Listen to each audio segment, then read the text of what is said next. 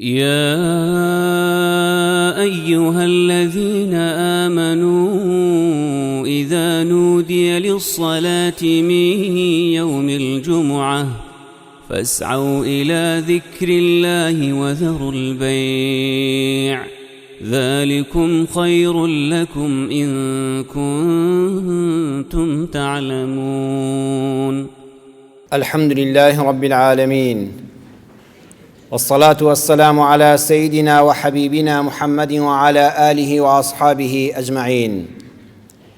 ئیمانداران و خواناسانی زۆر بەڕێز، پاشی چەند سەعاتێکی تر ساڵی نوێی میلادی بەسەر هەموو مرۆڤایەتی دادێ. ساڵێکمان بەڕێ کرد، ساڵی داهاتوو لە دوای چەند کاتژمێرێکی ترەوە دەست پێ دەکات و تەواوی جیهان خۆی بۆ شەوی سەری ساڵ ئامادە کردووە. بەرەکەتی ئەم ئیسلامەیە، بەرەکەتی ئەم ئیمان و قورئانەیە کە ئێمەی موسڵمان بۆ هەموو بۆنەیەک دەزانین باس چییە، بۆچی باس دەکرێ، بنچینەی لەسەر چییە. بەڵام بەداخەوە ئەوانەی کەوا بێدینن یان دوور لە دینن، چونکە ئەوانیش دوو چینن، هەیە هەر بێدین و لادەرە لە هەموو دینێک، هەشە مسڵمانە بەڵام دوور کەوتۆتەوە لە دینی ئیسلامی ڕاستەقینە، نایەتەوە خزمەت قورئانەکە. ئەڵێ شەوی سەری ساڵە و لای ئەو بەڕێکردنی ئەو شەوە دەبێت لە شوێنێکی تایبەتدا بە لەدەستدانی بەهار ڕەوشتیە بەرزەکانی مرۆڤایەتی بە شتێک کە شەریعەت نەهی لێ کردووە هەر خەریکی خۆبادان و ڕەقس و سەما بێ. ئێمەی موسڵمان ئەو گرفتەمان نییە. ئێمە لە هەموو بۆنەیەکدا دەزانین بۆنەکەمان چییە و باسی چییە.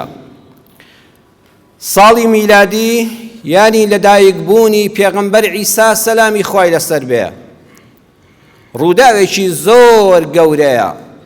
إن مثل عيسى عند الله كمثل آدم.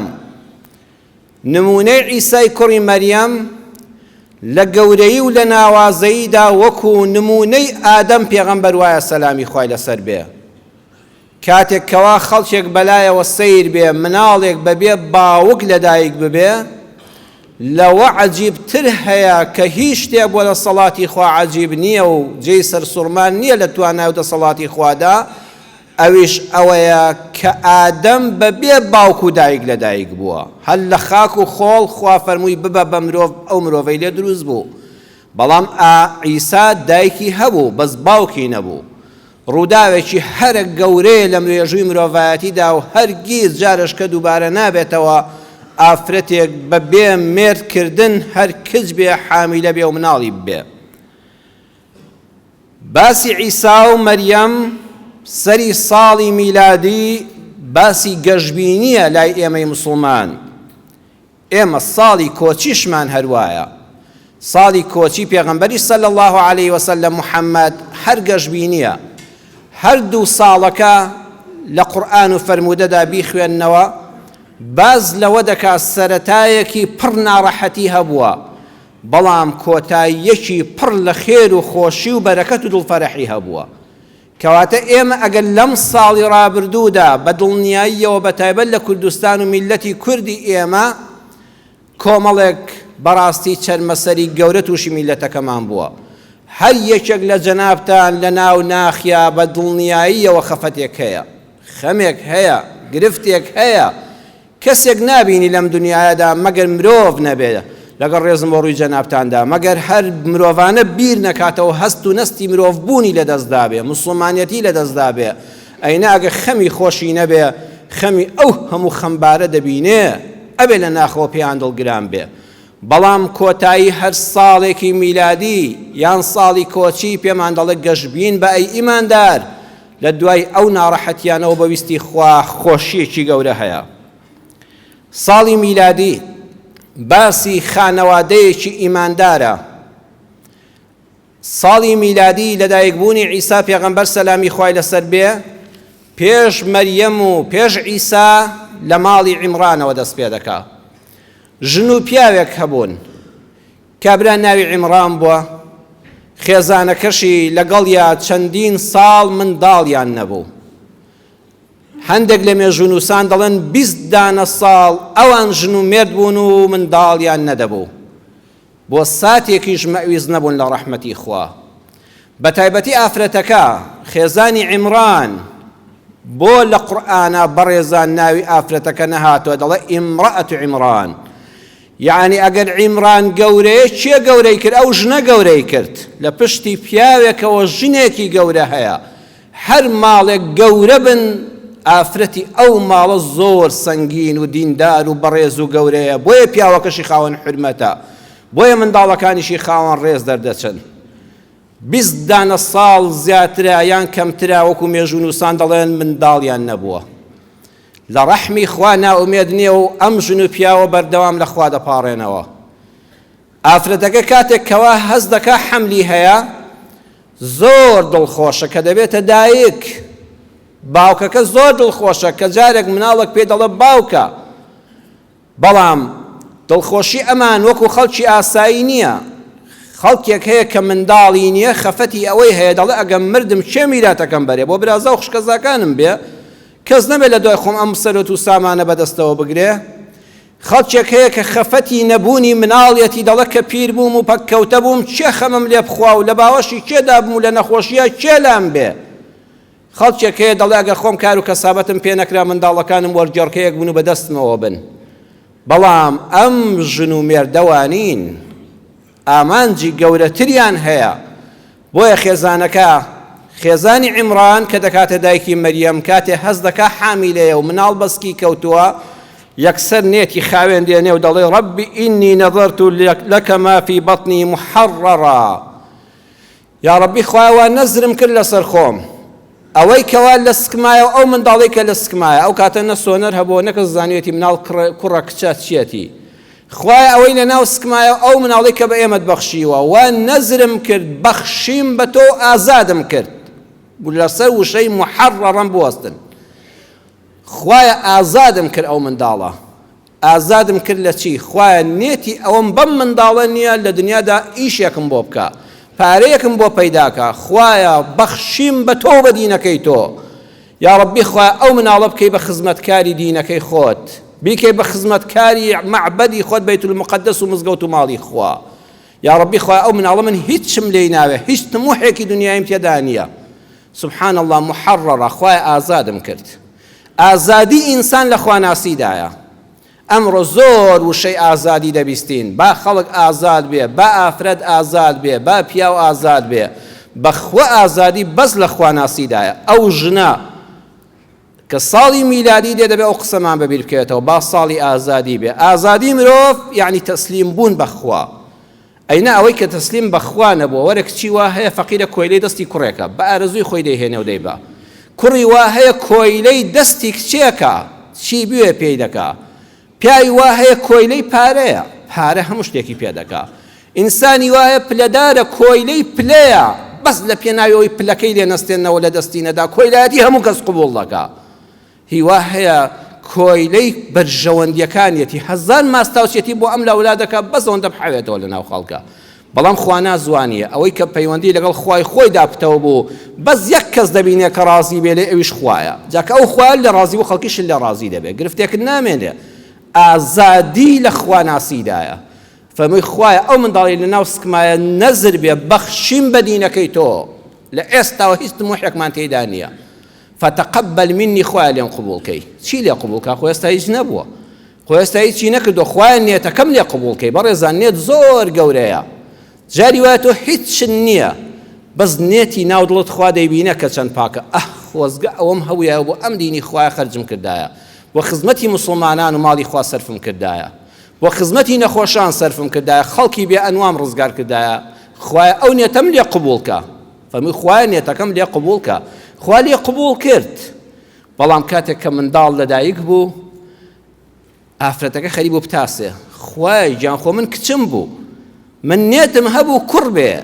ئەو کاتە بیری مرۆڤێک وابوو وەکو ئێستا لە سەدەی 21 شا خەڵکێک وا بیر دەکاتەوە و ئەزانێ ئەگە مناڵەکانی کچ بوو زۆر داماوە، چونکە ئەوەی بە کوڕ دەکرێ و چاوەڕێی لە کوڕ دەکرێ خزمەت بکە بە کچ ناکرێ ئەو ئافرەتەش هەمان بیرکردنەوەیەک بە مێشکیا هات سەرەتا خوایە ئینی وەضعتها ئونثى ئەوە چێ کچم بوو خوایە خۆ من چاوەڕێی کوڕێک بووم وليس الذكر كالأنثى أقد عبارتك بخين درا ودبوا بيكتا وليس الأنثى كالذكر خوا خو كزوكو كورنيا أي بو وليس الذكر كالأنثى خواي جوردي خاطر دليوا أم كشك يا ساينا بي كبوتا أما بهزاران كر وكو أم كشام بيناكري وإني سميتها مريم يكسرني يتخاونك إليهنا خوايا وناومنا مريم لزماني أو كاتدا يعني عابدة يعني خوا برست خوايا ناومنا خوا برست ناومنا وكد با بيوندي بآين وهبه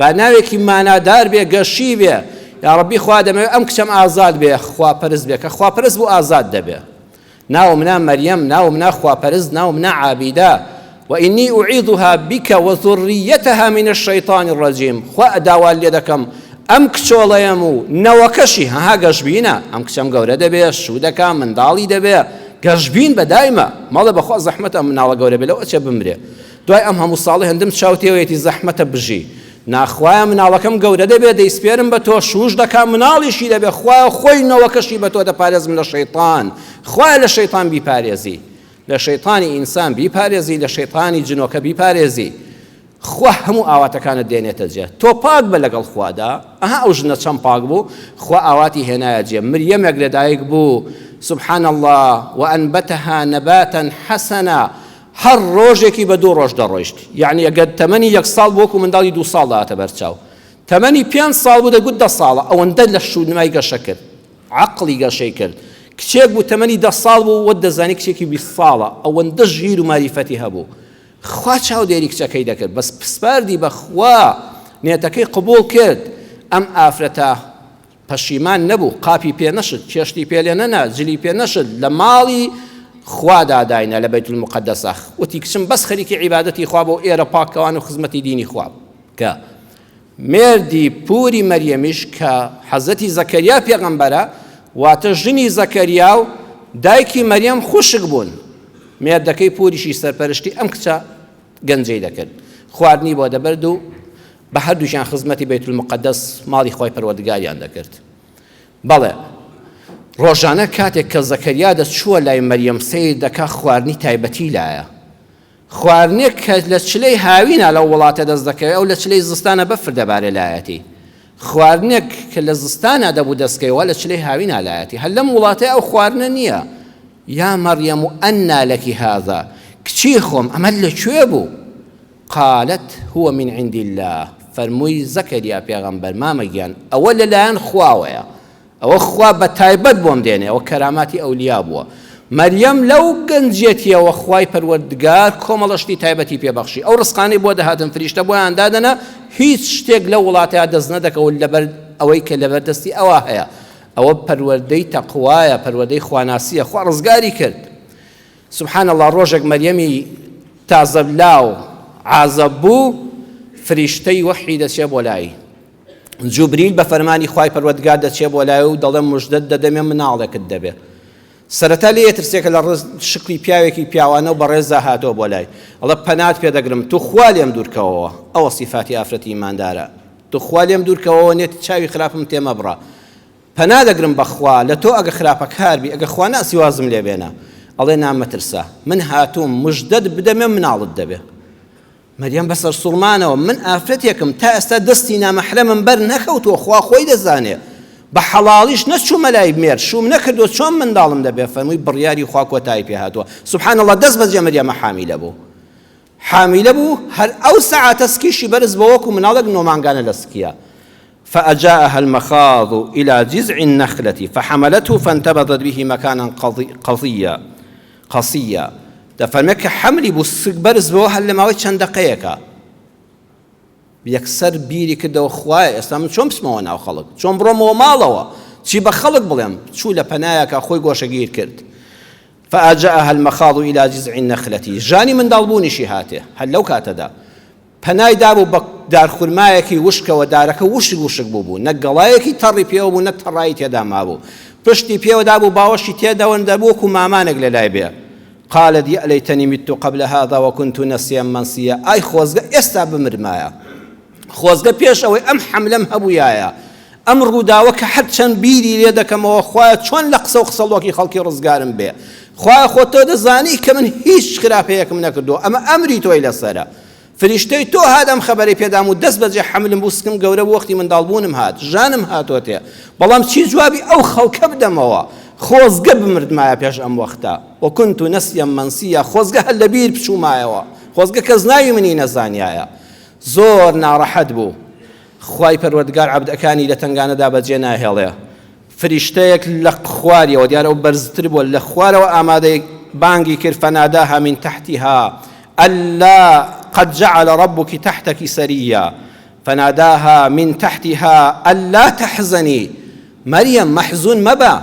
مريم خەفەتبار مەبە ئەوە تا سیر کە ئەو عەرزەوەش کە یەک قوڵ پێکیدا و ڕووبارێک ئاوی ڕەوان هاتە دەرەوە ئەو خوای لەو ئەرزە ڕقە بێرونەدا ئەو ئاوەی لەبەر چاوت هەڵقوڵان بەتەنیا بەجێ ناهێڵێ خەمن نەبێ وهزي إليك بجذع النخلة تساقط عليك رطبا جنيا باوشێکیش بەو دارخورماوەشکەدا کە سەیری کە خۆت ڕای تێدا نەماوە بەلای خۆتدا ڕای کێشە یەکسەر گەڵا دەردەکاتەوە خورمای تەڕ و تازە و بەتامت بەسەرا دەبارێنێ سبحان الله خورمای تار و تازە لەو دارە هاتە خوارەوە خوای پەروەردگار فەرمووی فەکولی وەشڕەبی وەقەڕی عەینە ئاوەکە بخۆوە خورماکە بخۆ ئاوەکە بخۆ و چاویشت بەمەلۆتکە جوانەکەت گەشت بێ ها خوا چ مناڵێکی پێبەخشی عیسا لەدایک بوو سبحان الله فإما ترين من البشر أحدا نجي كسي برسالي لك دي فقولي إني نظرت للرحمن الصوما وده من بريارم داو بوخوا أمر بيدنگ بم هيس قصيقنكم فلن أكلم اليوم إنسيا أمر لقل هيج مروفك أقصناكم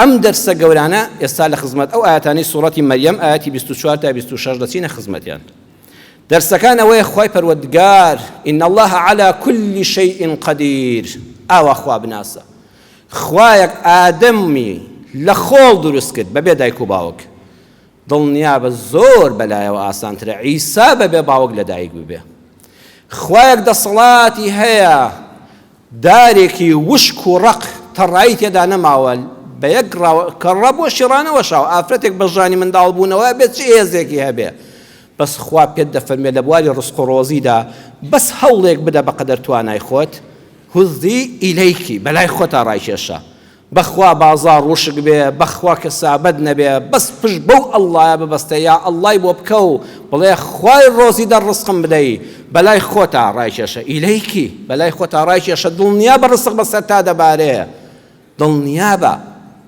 مەڵە ساڵێکی قەیرانمان لە پێشایە و لەوە چێ هەمومان بمرین لە برسانە خۆ قسەی خۆش نابیستی وەرە سوڕەتی مەریەم بخوێنەوە دڵت گەشت بێ بەس هەوڵێک بدە هیممەتێک کە دامەنیشە مەریەم تۆ زەردارەکە ڕابوەشێنە خورمای تەڕ و تازە و بە سوود و بەتامت بەسەرا دەبارێ یا لەیتەنی مت قبل هذا دەرسی دووەم پێمان دەڵێ ئینسان کە کەوتە تەنگانەی ناڕەحەتەوە بە مەرجێک مەرجی ناشکوری نەبێ بڵێ خوایە بۆ وا لێکردم مەریەم خەمی ئەوەی بوو پەروەردگارە من ئەم هەموو تەمەنێکم بە خواپەرستی ڕابواردووە خوایە خەڵکێک تووشی گونەهباری دەبێ بەهۆی منەوە تووشی بوختان دەبێ خۆزگە بمردمایە پێشمان دەڵێ ئەو کەسانی کە بوختان بۆ ئافرەتی داوێن پاک دەکەن ئەی ئەو کەسەی کەوا بوختان بۆ کچێک دەکا ئەی ئەو کوڕی کاتێک کەوا کچێکی بۆ نابێ و بەدڵخوازی خۆی ناگە 1001 بوختان بۆ ئەو کچە دەنێتەوە حتا جاری وا کچەکە خەریکە جاری وا خۆشی دەکوژێ خۆی لە ناو دەبا ئەگەر ئیماندارێکی بە قووەت نەبێ بزانە تاوانی بوختان وەکو کوشتن وایە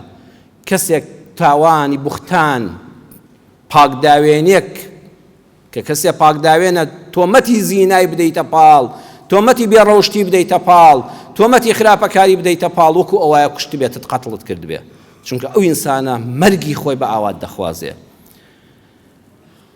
لە کاتی تنگانەی زۆر زۆر قورسدا هیچ موسیبەتێک بەقەدەر ئەوەی مەریەم قورس نەبووە لە سەرەتاوە سبحان الله کچێک ئاوا لە کتوپڕێکە جا قورئان دیقەت بدەن فحەمەلەته فانتەبەذەت فەئەجاءەها ئەمانە هەمووی فائی تعقیبە یعنی ئەوە نەبوو 9 مانگی پێچوو بێ هەل لە ماوەی 1 سەعاتە حەملی بوو سکی گەورە بوو منداڵیشی بوو هەمووی بەدوویەکە چۆن لە دایکبوونی موعجیزەکە عیسا بۆ خۆی موعجیزەیەکە بە مناڵی قسەی کردووە هەل لە دایکبوونەکە بۆ خۆی موعجیزە بوو لەو کاتە ناڕەحەتەدا خوای گەورە 4 ئامۆژگاری مەریەمی کرد بۆ هەر یەکێک لە ئێمەیە ئەم ساڵی لەبەر دەممانایە خوا نەخواستە تووشی هەر ناڕەحەتێکی گەورە بووی بەڕێز دەکەم 4 شت بکە. خوا فەرمووی فەکولی نان بخۆ وەشڕەبی ئاویش بخۆوە، قەت واز لە خواردن و خواردنەوە مەهێنە، خۆت مەفەوتێنە، لە جێگادا پاڵ مەکەوە، هەستە نان و ئاوەکەت بخۆ، وەقەڕی عەینە چاویشت ڕۆشن بێ و خاتر جەم بە، دڵت خۆش بێ، دەرگای فەڕەحی هەر دەکرێتەوە. نان و ئەو تەرگ مەکە، هەستە هیممەت بدە بەرخۆت، بڕۆ ئیش بکە وەکو مەریەم دارەکە ڕاوەشێنە. وەقەڕی عەینە. چوارەمیان فإما ترين من البشر أحدا، ئەگەر کەسانێکی خراپ، کەسانێک کە تینووی دەنگ و باسی خەڵکن، ڕێزم هەیە بۆ حرمەتم هەیە بۆ یەک بەیەکی جەنابتان، وەڵڵاهی پیاوژنی وا هەیە، کوڕکچی وا هەیە، ئینسانی تینوو کە لە چلەی هاوینە تینوویەتی چەندە مشتاقی ئاوا دەنگ و باز دەخوازێتەوە، ئەی حەزی بە قسەیە، ئەی حەزی بەوەیە دەنگ و باسی یەکێکی بکەوێتە بەردەم و بڵاوی کاتەوە. خوا فەرمووی ئەگەر لەم تنگانەدا کە ئێستا مەلۆتکەیەکی ساوا بە باوەشتەوەی تۆ خۆشود نەکردووە، خەڵکانێکی ئاوا سوێرە قسە هاتنە لاتەوە، وتیان ئەمە لەکوێ بوو، مەریەم ئەمە چ باسە، دەبێ وڵامی ئەوانە نەدەیتەوە. جواب الأحمقی السکوت، و وڵامی ئینسانی کەودەن و ناکەس بەچە و زۆر بڵێ و بوختانچی بەس ئەوەیە وڵامی مەدەوە، دەمی بشکێنە بەوەی وڵامی مەدەوە، لە داخانە ئەتەقێ هیچ وڵامی مەدەوە، دەمی داخە بەوەی وڵامی مەدەوە، بڵێ ئینی نەذەرت للرەحمانی صەوما لەن ئوکەلیمە اليومە ئینسیە، ئەمڕۆ قسە لەگەڵ هیچ کەسێک ناکەم. ئەلیەومە من ئێستا بارم ناتەواوە، ئێستا دەروونم ناتەواوە، زۆر خەمبارم، لەم ڕۆژەدا قسە بۆ هیچ کەسێک ناکەم، قسە لەگەڵ هیچ کەسێکا مەکە، ڕوونکردنەوە بە کەس مەدە، خۆ بڕوات پێ ناکەن، خۆت هیلاک مەکە، کاری خۆت بسپێرە بەخوا. ئەم دەرسە بۆ ڕاگەیاندکارانە، بۆ ئەوانەی ئیعلامین. ئەمڕۆ ئەم ساڵانە ئەم ڕۆژانە لەبەر چای خۆماندا بینیمان خەڵکێک لەم لافاوانەدا خنکە، منداڵی دەمانگانە تا ئێستاش نەدۆزراوەتەوە، خەڵکێک هەیە کچەکەی پەنا بەخوا خوایە بەوە تاقیمان نەکەیتەوە، خۆی کوشتووە، کوڕەکەی خۆی کوشتووە، وا لەسەر قەبرانە ئەو دایک و باوکە جەرگی دەقرچێ، هیچ شتێک وەکو ئەولاد نییە، لەو ناڕەحەتیەدا لەو جەرگ سووتانەدا کە دەڵێی لەسەر ئەم زەویە نییە، سێرەکەی مایکێکی بەدەستەوە چێتە بەردەمی، ئەو مناڵەت باڵای چەند بوو، توخوا ئەوە پرسیارە، من ئەوانم بینیوە، مناڵێکی دەمانگانە لافاو بردوێتی و خنکاوە باوکەکەی دەڵێ ئەو مناڵەکەت باڵای چەند بوو، توخوا ئەوە پرسیاری ئیعلامیە، ئەو جەرگی سوتاوە پشتی شکاوە، جەنازەکەی لەبەردەستانی تۆ باڵای مناڵێکی دەمانگانە بپرسی، ئەرێ کێشی چەند بوو، وەکو تەسکەری بۆ دەربێنی، ئەرێ کچەکەت کێشەی لەگەڵ چیا هەبووە، کێشەی سۆزداری و حەزلێکردنی هەبووە، باوکێک لەسەر قەبران لەناو ئەو هەموو پیاوەیە، کەسێک کەناڵێک کچێک کوڕێک ئەچێتە بەردەمی ماکێکی بۆ دەبە، ئەوانە دەبێت دەمیان داخی بڵێ من هیچ قسەیەکم نییە، بەس بڵێ ئینا لله وئینا ئیلەیه ڕاجعون، بڵێ لا حول ولا قوة إلا بالله، من لەم دڵگەرمیەدا لەم مصیبەتەیە قسە بۆ هیچ کەسێک ناکەم، بۆ هیچ کەسێک. ئەلیەومە ئەمڕۆ دڵگەرمیە، وەڵڵا دواتر کابرا خۆی دەبینێتەوە دوای مەسافەیەک کە بە ئاگادێتەوە کە خوای گەورە سەبووریەدا کە مصیبەتەکە سووک دەبێ، باشە منم قسانم کردووە، ئەوە منم وا شڵەژا بووم، ئەوە منم وا دەکەم، خۆی تەریق دەبێتەوە، نەوەکانی تەریق دەبنەوە، لەو ڕۆژانەدا دەمی ئەو ڕاگەیاندکارانە داخە، ڕاگەیاندن دەبێت بەس شتێک نیشاندا کە بارێکی نەخوازراوە، بەڵکو لە ئیعلامەکەیتەوە، لە تەلەڤیزۆنەکەیتەوە، لە مایکەکەیتەوە بگاتە دەسەڵاتدارێک، بگاتە خێرەومەندێک بێ، ئەم داماوە ڕزگارکە، دەنگی خۆی ناگاتە خەڵک. بەڵام بەخۆ ئەمانەی ئێستا زۆربەیان لەگە ڕێزم بۆ هەموو ئیعلامیەک تەنها دەیانەوێت کەناڵەکەی دەوڵەمەند بێ، تەنها فەیسبووکەکەی گەرم بێ، ئەو حەقی ئەوەی نییە تۆ پشتە شکاوە جەرگە سوتاوە، قسەی بۆ مەکە بەڕێزم، بە قسەی قورئان بکە. خوا فەرمووی بە قسەم، ئەگەر تینت بۆ هات بوختانت بۆ کرا قسە مەکە، ڕووداوێکەکە دێتە پێشەوە، ئەوەی تۆ لەبیر دەباتەوە. چاولەیە کاتێکەوە مەریەم بەس ئاماژەی بۆ منداڵەکە کرد، فەرمووی من هیچ ناڵم، زمانی خۆم گرتووەتەوە، هیچ ناڵم، با ئیشارەت وتی لەو مناڵە پرسن. جا ئەو کاتە دەیانگوت خۆ نەدایکت زیناکار بوو، نەپیاوێکی خراپ بوو باوکت، مەریەم ئەم مناڵە چییە؟ عیسای مەلۆتکە هاتە جواب قال ئینی عەبدوڵڵاهی، مناڵێک لە باوەشی دایکە دەمی لەش مەمکی دایکی کردەوەتی من بەندەی خوام، من پێغەمبەری خوام، من کتێبی خوام بۆ دێ. سبحان الله، بەو ڕووداوەی منداڵێکە قسە دەکات دەنگ و باسی مەریەم لەبیر چۆوە. ئەگەر ڕووداوێک لێ ڕووداوی زۆر پێی نیگەران بووی، خۆت مەشڵەژێنن، نان و ئاوی خۆت بخۆ، چاوت گەشت بێ بە ڕەحمی خوا، ئومێدەوار بە، قسە بۆ کەس مەکە، قسە بۆ هیچ تەلەڤیزۆنێک مەکە، دەنگ و باسێککە دێ ئەوەی تۆ لەبیر خەڵک دەباتەوە، خۆ ڕاگر بە، کاری خۆت بەخوا بسپێرە. ئەمە لە دایکبوونی عیسایە، ئەمە پێمان دەڵێ دواتر ئەو مریەمەی کە چەند ناڕەحەت بوو بە دایکی عیسا پێغەمبەر سەلامی خوای لەسەر بێ. یەک سوورەتی گەورەی قورئان 98 ئاەتە بە ناوی مەریەمەوەیە، سوورەتی مەریەم، سوورەتی ئافرەتە خواپەرستەکە. ئەو ئافرەتانی ئێمەن، ئافرەتانێک کە باسی سەری ساڵ بکرێ حیا و حورمەتە، ئافرەتێک کە زانی حیا و حورمەتی خەریکە دەشکێ وتی خۆزگە بمردمایە، نەک لە سەری ساڵا خۆی ڕوود کاتەوە بە دەستی خۆی حیا و حورمەتی خۆی بەرێ. بۆیە بەڕێزان، سەری ساڵ، شەوی سەری ساڵ شەوی خواپەرستیە، شەوی دڵدانەوەی خەمبارانە، شەوی ئومێدە، نەک شەوی ڕقس و سەما و هەڵپەرچەی یانەکان و تەق و تۆق و یاری ئاگرین بۆ کوردی ڕەسەن. ئەوەی کوردی ڕەسەن بێ ئەوە ناکە، ئەوەی کوردی بە ئەخلاق بێ ئەوە ناکە، ئەوەی کوردی موسڵمان بێ ئەوە ناکە، ئەوەی کەوا عیسای و مەریەمی خۆش بێ ئەوە ناکە، ئەبێ مەسیحیش ئەوە نەکە. بابێن لە قورئانەوە ئەم دەنگ و باسە جوانە گوێ لێ بگرن. ئەو کەناڵەی هیچ شەخسیەتێکی هەبێ، ئەو تەلەڤیزۆنەی هیچ ڕێزێکی هەبێ، ئاهەنگی شەوی سەری ساڵ ناکە، بە تایبەت لەم ڕۆی کوردستاندا. ئەو هەموو گەنجەمان وا جەنازەکەی لە ڕێگای ئەوروپا دەگەڕێتەوە، ئەوەی کە ئێستا بێ سەر و شوێنە، ئەوە چەند هەزار ماڵمان هێشتا نەبووەتەوە ماڵ، هێشتا خەڵک جەنازەکەی نەدۆزراوەتەوە. ئەوە مەگەر کەسێ هیچ ویژدانی مرۆڤایەتی نەما بێ، بە ئارزووی خۆتان هەر بەناو گۆرانی بێژێک، هەر بەناو هونەرمەندێک بەشداری هەر یەکێک لەوانەی کرد، بە نەفرەتی کەن، کۆمێنتی لەسەر بنووسن، ئابڕوویان بەرن، هەر شوێنێک ئەوەی لێکرا بەبەردەمی جادەکەشی ئەمەڕۆ پیسی کردو ئەم وڵاتە. ئەم کوردستانە ئەبێ بە پەیامی ئەم قورئانە ئاوەدان بێتەوە. ساڵی تازە کە بە سەرمانە دێم شەوەی کە دێ، شەوی خواپەرستیە، شەوی دڵدانەوەیە، شەوی خۆ دڵخۆشکردنە، شەوی دوعای خێرە کە خوا ساڵێکی خێرمان بەسەرا بێنێ. یا ڕەبی خوایە ساڵی داهاتووی میلادی، خوایە ساڵی پڕخێر و بەرەکەتی بێ بۆمان. یا ڕەبی خوا لە گوناهی ساڵی ڕابردوومان خۆش بێ. یا ڕەبی خوا لە گوناهی ساڵی ڕابردوومان خۆش بێ. خوای پەروەردگار هەموو ناڕەحەتیەکانمان کە لە ساڵی ڕابردوودا هەمان بوون، خوایە کۆتاییان پێبێ. دەرگای ڕەحمەتی خۆت لەسەر گەلی کوردی موسڵمان و هەموو گەلانی دنیا بکەیتەوە یا ئەرحەمە الراحیمین. خوایە ساڵێکی پڕ هەرزانی بێ، پڕ فەڕەحی بێ، پڕ لە ئاشتەوایی بێ، پڕ لە ڕێز و حرمەت و کەسایەتی پارێزراو بین یا ئەرحەمە الراحیمین. یا ڕەبی خوای ئەوانەی کەوا منداڵیان نییە چۆن دەرگای ڕەحمەتت لەو ماڵە کردەوە، خوای منداڵی ساڵحیان پێ عەتاکەی. یا ڕەبی خوا هەر کەسێ مناڵی نییە مناڵی ساڵحی پێ عەتاکەی، هەر کەسێک کەوا مناڵی هەیە و لاسارە خوای مناڵەکانی بۆ ساڵحکەی، خوای هیدایەتی خۆمان و ڕۆڵەکانمان بدەی. ئەوەی نەخۆشە و ساڵێکە لەش بە ئازارە، خوای لەم ساڵی داهاتوودا شیفای بەخێری بۆ بنێری، خوای شیفا بۆ هەموو نەخۆشەکانمان بنێری. یا ڕەبی خوای هەر کەسێک دۆستی دین و ئەخلاقی ئەم میلەتەیە موفەقی کەی، هەر کەسێکیش کەوا هیچی بە خەیاڵدانایە، نە دینی هەیە، نە ژینی هەیە، نە خەمی میلەتی هەیە، خوای تووشی خەمی خۆی کەی بە خۆیەوە مەشغوڵی کەی یا ئەرحەمە الراحیمین. آمین آمین والحمد لله رب العالمين. يا أيها الذين آمنوا إذا نودي للصلاة من يوم الجمعة فاسعوا إلى ذكر الله وذروا البيع ذلكم خير لكم إن كنتم تعلمون.